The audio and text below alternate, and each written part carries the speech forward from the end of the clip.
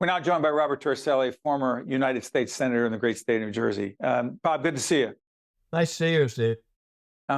You are still engaged, involved, and care deeply about representative democracy. Our series, Democracy at a Crossroads, the graphic will come up. You are advocating, together with the former governor, Christine Todd Whitman, a third party. Seriously? Could it work? A, and B, why is it so necessary?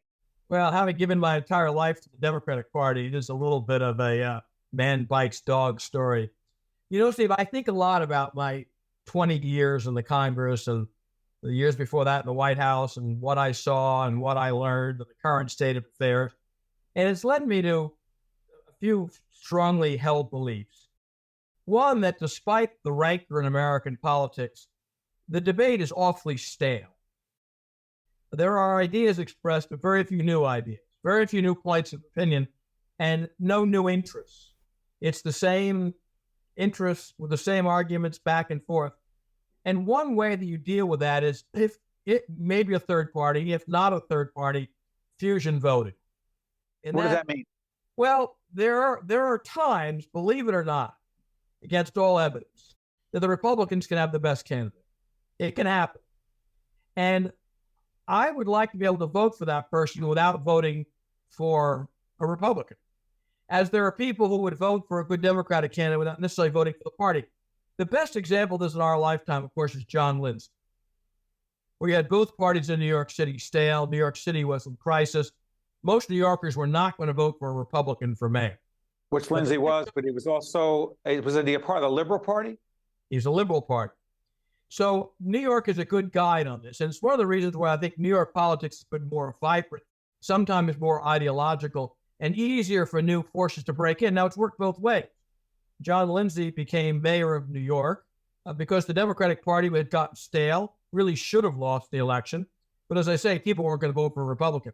The opposite happened when Buckley became U.S. Senator for New York on the conservative line. The party was changing. The Reagan Revolution was starting. So a lot of Republicans did not want to vote for the Rockefeller Republican Party in New York. They were conservative. They're part of the new Reagan Revolution, and they voted for Buckley.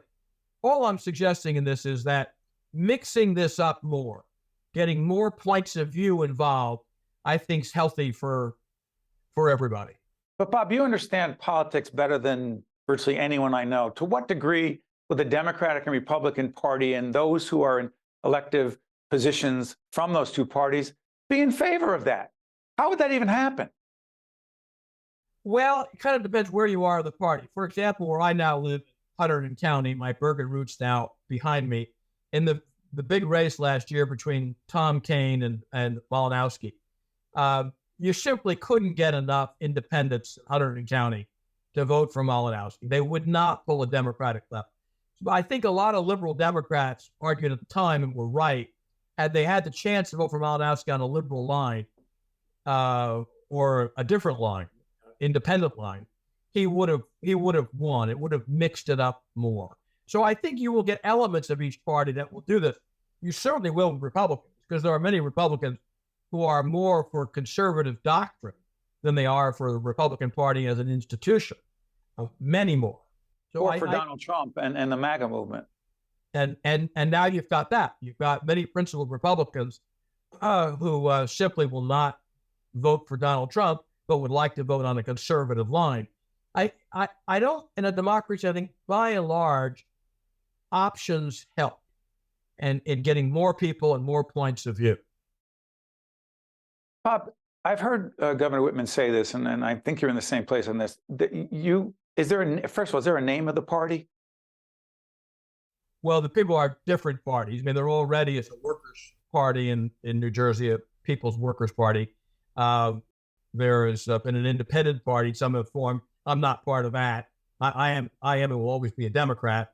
But I think you would see if this were to open up that you could run on multiple lines, you undoubtedly would say the Workers' Party and see a liberal and a conservative party. But if if a third party candidate ran for president, and people who are ideologically where you are on most issues were then to realize that that third party candidate, if that third party candidate was more ideologically aligned with you and some other folks who believe some of the things you do, those votes would say they came from the Democrat, Joe Biden, and Donald Trump, if he's Republican nominee, were elected. But if you have fusion voting, Go ahead. I could vote for the Liberal Party in New Jersey, which can be committed to the same electors or the same candidate as the Democratic Party. The best example of this would be the Republican Party.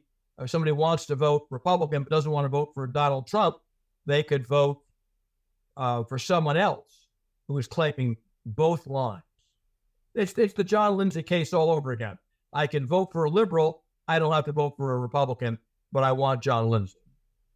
Do you see this happening, Bob, before the next presidential election?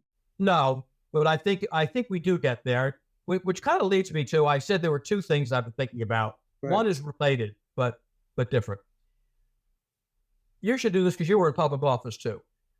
A lot of people sit back and think— one term in the legislature doesn't even count, but go ahead. Yeah.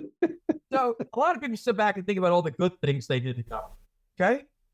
I spend more time thinking about the mistakes I made. What were my bad votes? And I've noticed something about every bad vote I cast. Contrary to public belief, it's where there was consensus, not opposition. People think the principal problem in American politics today is that no one can get along. There's no bipartisanship. Well, that is a problem. Make no mistake about it. It's a problem.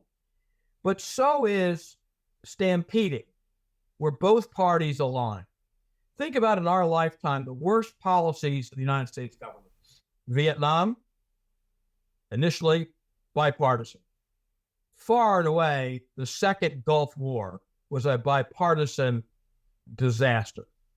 The Patriot Act, and I could go through 6 or 7 of these that I was a part of. I'd give my eye teeth to get those votes back. But at the time, it was everybody.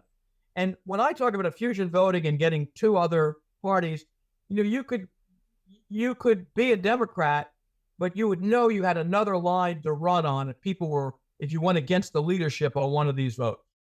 Mm-hmm. Bob Torricelli, giving us an awful lot to think about and staying engaged and involved, making a difference. Former Senator, United States Senator Bob Torricelli. Bob, thank you so much for joining us. We'll make sure we continue the conversation. All the best. I'm Steve Adubato. That is Bob Torricelli. We'll see you next time. I'm Tim Sullivan, CEO of the New Jersey Economic Development Authority. Since joining the NJEDA, I've been struck by the incredible assets and resources that New Jersey has to offer. The NJEDA is working every day to grow New Jersey's economy in a way that maximizes the values of those assets to benefit every single New Jersey resident. This includes more support for small businesses and a focus on reclaiming New Jersey's position as a leader in the innovation economy. Visit njeda.com to learn more about how NJEDA is building a stronger and fairer New Jersey economy. Also brought to you by Atlantic Health System, building healthier communities. The Turrell Fund, supporting Reimagine Childcare. New Jersey Sharing Network. Horizon Blue Cross Blue Shield of New Jersey. Here when you need us most. PSEG Foundation. Operating Engineers, Local 825. New Brunswick Development Corporation. The New Jersey Economic Development Authority. And by NJM Insurance Group, serving New Jersey's drivers, homeowners, and business owners for more than 100 years.